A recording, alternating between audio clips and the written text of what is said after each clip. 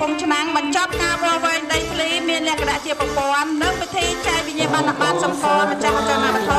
ជូនប្រជាពលរដ្ឋក្នុងភូមិសាស្ត្រខេត្តកំពង់ឆ្នាំងសូមអបអរសាទរ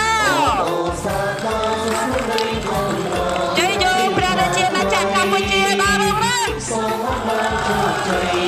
មានសន្តិភាពទើបមានការអភិវឌ្ឍសូមអបអរសាទរ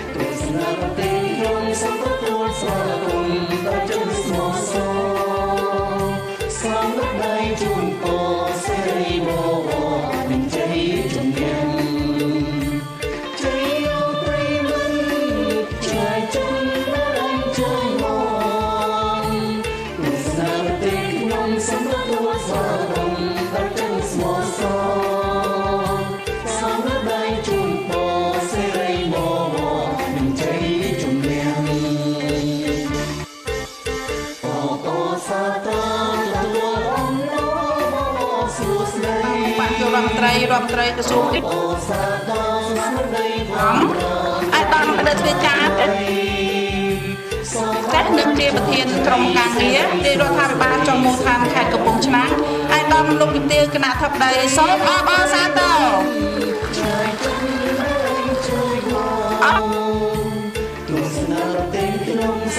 បញ្ចប់ការវាស់វែងសាទរ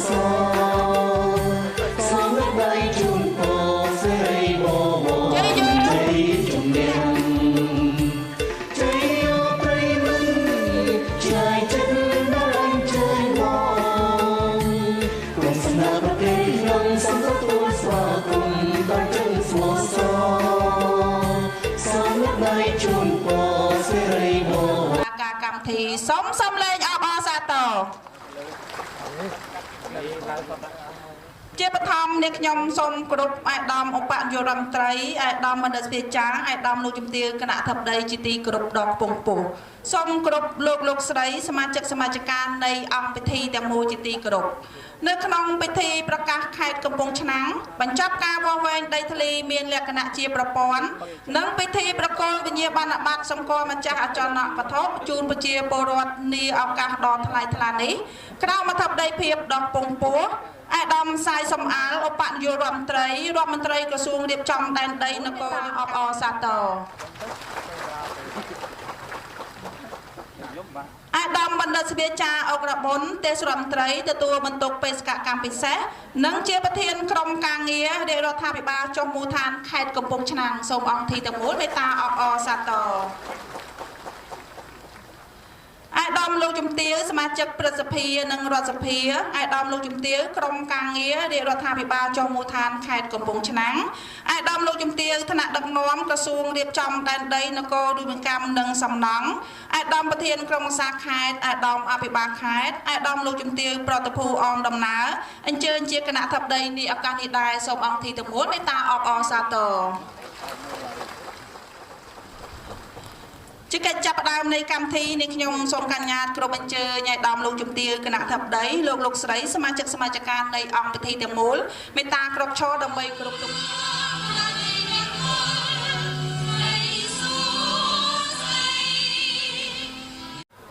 សូមគោរពអាដាមបណ្ឌិតខ្សែសម្អាតឧបនាយករដ្ឋមន្ត្រី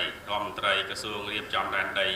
នគររាជវិជ្ជាកម្មនិងសំណង់ជាទីគោរពដ៏ខ្ពង់ខ្ពស់សូមគោរពអាដាមបណ្ឌិតសភាចាអុកបុត្រទេសរដ្ឋមន្ត្រីនិងជាប្រធានក្រុមការងាររាជរដ្ឋាភិបាលចុះមូលដ្ឋានខេត្តកំពង់ឆ្នាំងជាទីគោរពដ៏ខ្ពង់ខ្ពស់សូមគោរពអាដាមលោកជំទាវលោកស្រីពតតែភូអនដំណើរជាទីគោរពសូមគោរពអាដាមលោកជំទាវលោកស្រីបងប្អូនប្រជាពលរដ្ឋនិងសមាជិកានៃអង្គវិធីទាំងមូលជាទីរាប់អានក្នុងនាមរដ្ឋបាលខេត្តខ្ញុំបានសូមសម្ដែងនៅការស្វាគមន៍យ៉ាងកក់ក្ដៅចំពោះវត្តមានដ៏គង់ខ្ពស់របស់អាដាមបណ្ឌិតស្វាយសម្អាតរដ្ឋមន្ត្រីក្រសួងរៀបចំដែនដីនគររូបនីយកម្មនិងសំណង់និងអាដាមបណ្ឌិតសភាចាអុកបុត្រទេសរដ្ឋមន្ត្រីនិងជាប្រធានក្រុមការងាររាជរដ្ឋាភិបាលចុះមូលដ្ឋានខេត្តកំពង់ឆ្នាំងដែលបានអញ្ជើញជាអធិបតីដ៏ពងពោះក្នុងពិធីប្រកាសខេត្តកំពង់ឆ្នាំងបញ្ចប់ការវាស់វែងដីធ្លីមានលក្ខណៈជាប្រព័ន្ធនិងពិធីប្រគល់វិញ្ញាបនបត្រសម្គាល់ម្ចាស់អចលនវត្ថុជូនប្រជាពលរដ្ឋនៅខេត្តកំពង់ឆ្នាំងនាឱកាសថ្ងៃនេះផ្ទាល់ក្នុងនាមក្រុមប្រឹក្សាខេត្តគណៈអភិបាលខេត្តនិងក្នុងនាមខ្ញុំមកផ្ទាល់ខ្ញុំបានសូមសម្ដែងនៅការគោរពស្វាគមន៍យ៉ាងកក់ចំពោះវត្តមានដ៏ពងពោះរបស់អាដាមបណ្ឌិតឧបនាយករដ្ឋមន្ត្រីក្រសួងរៀបចំដែនដីនគររាជកម្មនិងសំណង់អាដាមបណ្ឌិតសភាចាទេសរដ្ឋមន្ត្រីនិងជាប្រធានក្រុមការងាររាជរដ្ឋាភិបាលចុះមូលដ្ឋានខេត្តកំពង់ឆ្នាំងដែលបានឆ្លៀតឱកាសដ៏មានតម្លៃអញ្ជើញចូលរួមជាអធិបតីក្នុងពិធីប្រកាសខេត្តកំពង់ឆ្នាំងបញ្ចប់ការវាស់វែងដីធ្លីមានលក្ខណៈជាប្រព័ន្ធនិងវិធីប្រគល់វិញ្ញាបនបត្រសម្គាល់ម្ចាស់អចលនវត្ថុជូនប្រជាពលរដ្ឋនៅខេត្តកំពង់ឆ្នាំងនាពេលនេះនិងសូមគោរពជូនពរអាដាមបណ្ឌិតឧបនាយករដ្ឋមន្ត្រីអាដាមបណ្ឌិតសភាចាទេសរដ្ឋមន្ត្រីទាំងក្រុមគ្រួសារសូមមានសុខភាពល្អបរិបូរណ៍សេចក្តីសុខចម្រើនសិរីសួស្តីសុភមង្គលគ្រប់ប្រការនិងទទួលបានជោគជ័យយ៉ាងត្រចះត្រចង់ថ្មីបន្ថែមទៀតខ្ញុំបានសូមសម្ដែងនៅមនោចេតនារីករាយអំណរគុណយ៉ាងជ្រាលជ្រៅបំផុតចំពោះសម្ដេចមហាបបរធិបតីហ៊ុនម៉ាណែតនាយករដ្ឋមន្ត្រីនៃប្រជាណាចក្រកម្ពុជាតាមរយៈអាដាមបណ្ឌិតខ្សែសម្អាលឧបនាយករដ្ឋមន្ត្រីក្រសួងរៀបចំដែនដីនគររាជកម្មនិងសំណង់ដែលបានយកចិត្តទុកដាក់ឧបត្ថម្ភគាំទ្រទាំងកម្លាំងវាស់វែងសម្ភារៈថវិកា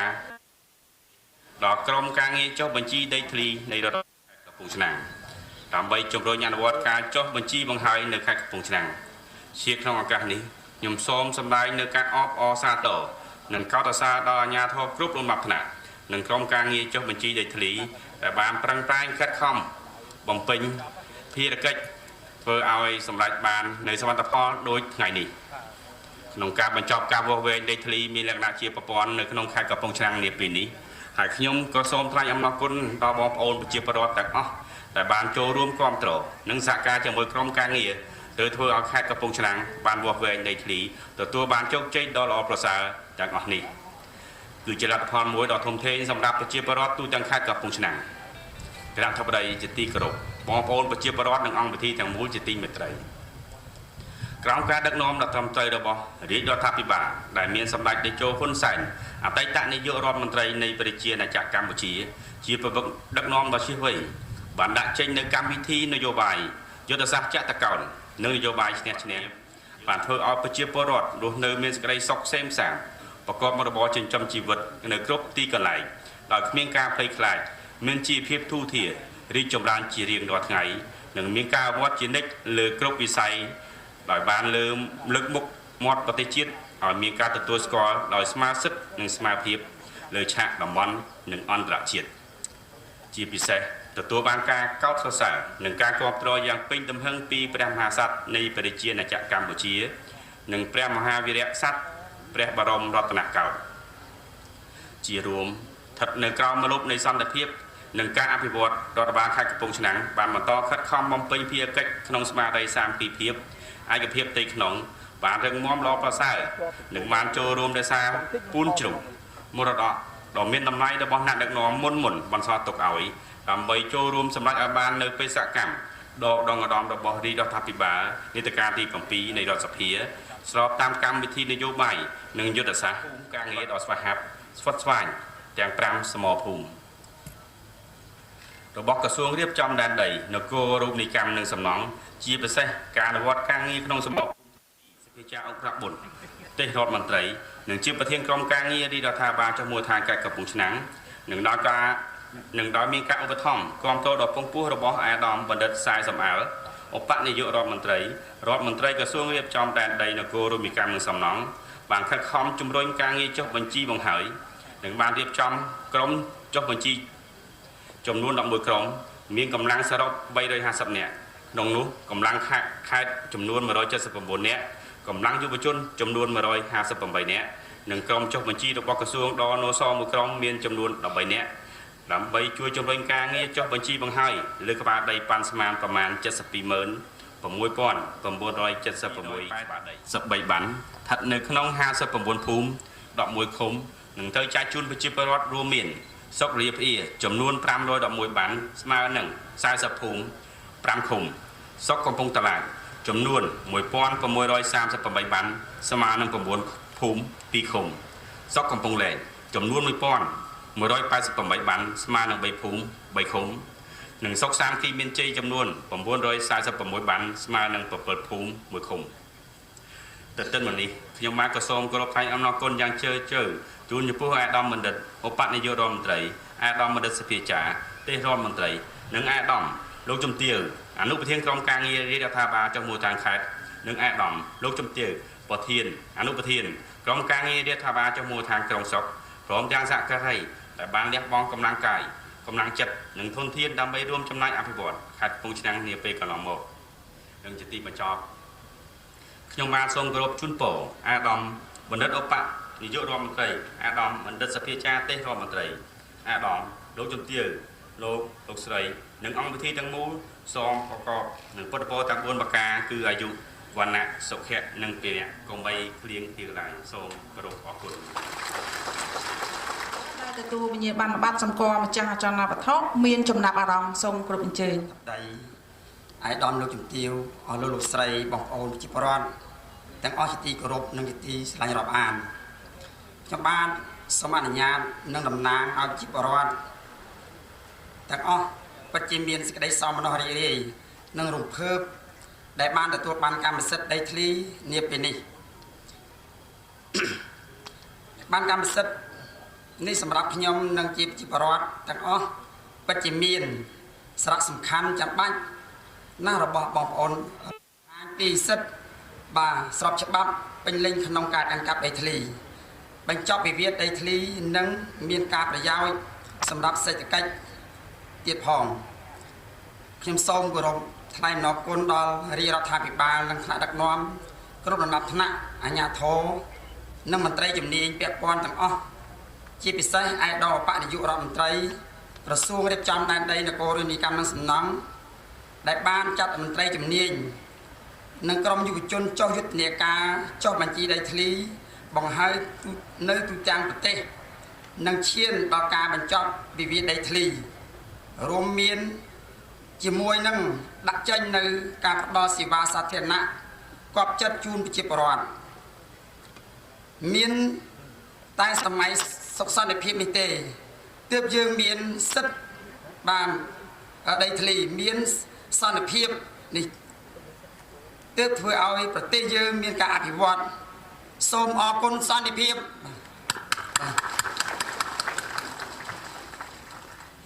សាជាថ្មីម្ដងទៀតខ្ញុំសូមគោរពថ្លែងអំណរគុណដល់រាជរដ្ឋាភិបាលអរគុណថ្នាក់ដឹកនាំ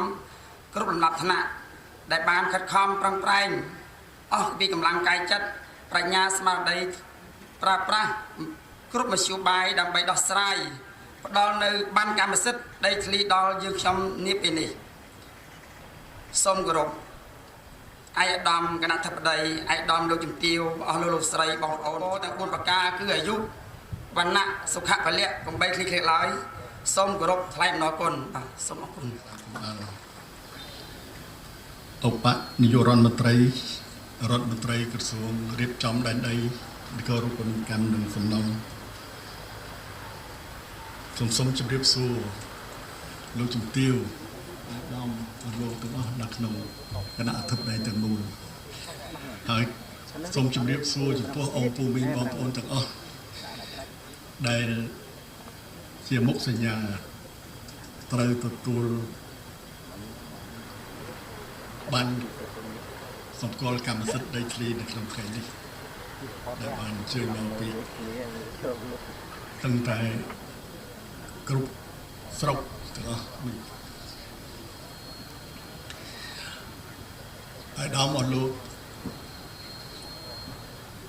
ដែលជាតំណាងស្ថាប័ននានាជុំវិញខេត្តស្រុកនិងឃុំជាពិសេសនៅមូលដ្ឋានថ្ងៃនេះជាទិវាមួយដ៏ល្អប្រសើរយើងជួបជុំគ្នានៅពេលនេះដើម្បីប្រពធ្វើពិធីប្រកាសថាខេត្តកំពង់ឆ្នាំងជាខេត្តបញ្ចប់ការវាស់វែងដីធ្លីមានលក្ខណៈជាប្រព័ន្ធនិងពិធីប្រគល់បានកម្មសិទ្ធិដីធ្លីជូនប្រជាពលរដ្ឋខ្ញុំសូមថ្លែងអំណរគុណដល់ស្មោះចំពោះអនុរដ្ឋមន្ត្រីដែលបានទទួលនៅការអញ្ជើញឲ្យមកចូលរួមធ្វើជាអធិបតីនៅក្នុងអង្គពិធីនេះនៅថ្ងៃនេះខ្ញុំសូមសម្ដែងអំណរគុណដល់ស្មោះចំពោះគណៈប្រតិភូរបស់ក្រសួងរៀបចំដែនដីនគររូបនីយកម្មនិងសំណង់គណៈប្រតិភូរបស់ក្រមការងាររាជរដ្ឋាភិបាលចុះមូលដ្ឋានខេត្តកំពង់ឆ្នាំងហើយដល់ឧបនាយករដ្ឋមន្ត្រីទីគោរពអង្គទីទាំងមូលជាទីមន្ត្រីយើងទាំងអស់គ្នាសុទ្ធតែបានដឹងពីមុនសម័យប៉ុលពតបានសេចក្តីថាមុនថ្ងៃទី17ខែមេសាឆ្នាំ1975មកធ្វើជាមូលដ្ឋានប្រព័ន្ធឡាយកមកធ្វើជាមូលដ្ឋានគឺគេលុបបំបត្តិភ្លឺស្រែតូចភ្លឺស្រែចម្ងាយ100ម៉ែត្រដូច្នេះបើទៅជាកន្លាចត្រង់បន្លាយមួយដែលមានស្រែទំហំ1ហិកតាដឹកនាំដោយគណៈបកប្រជាជនកម្ពុជាបានអនុវត្តការកែតម្រង់លើការគ្រប់គ្រងដីធ្លីជាបន្តស្របតាមការវិវត្តនៃសង្គមកម្ពុជាយើងនេះយើងរៀបចំឲ្យមានកម្មសិទ្ធិឯកជន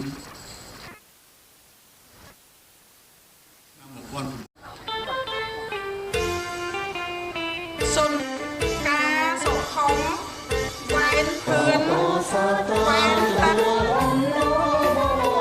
កែមសុខៀន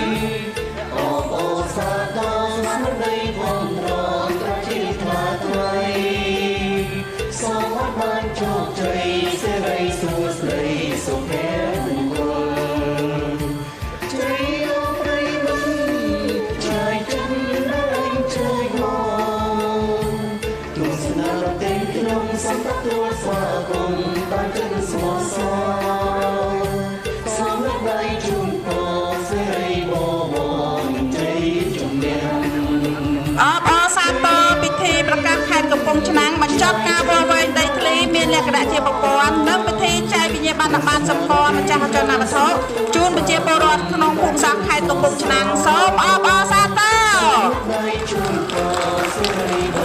ជ័យយោព្រះរាជាណាចក្រកម្ពុជាដល់រុងរឿងមានសន្តិភាពទើបមានការអភិវឌ្ឍសូមអបអរសាទរអន្តកធម៌គួរជាទីមោទនៈនេះខ្ញុំសូម គ្រប់ជូនពរអាយដាមឧបយុរដ្ឋមន្ត្រីអាយដាមមនិតរាជាអាយដាមលោកជំទាវគណៈធិបតីអាយដាមលោកជំទាវគណៈប្រតិភូលោកស្រីសមាជិកអង្គភិទាំងមូលសូមសំប្រកបដោយសុខភាពល្អសុភមង្គលនិងជ័យជំនះគ្រប់ភារកិច្ចកំបីគ្លៀងគ្លាឡើយ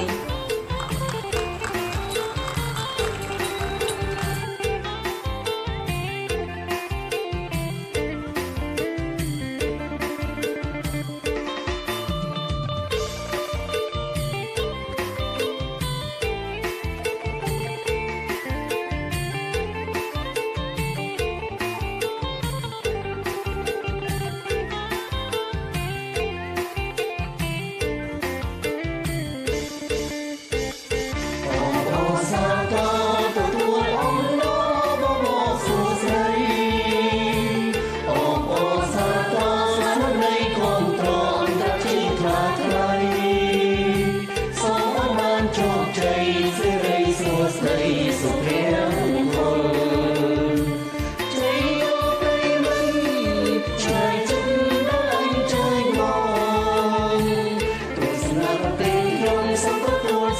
Ghiền Mì Gõ để không bỏ lỡ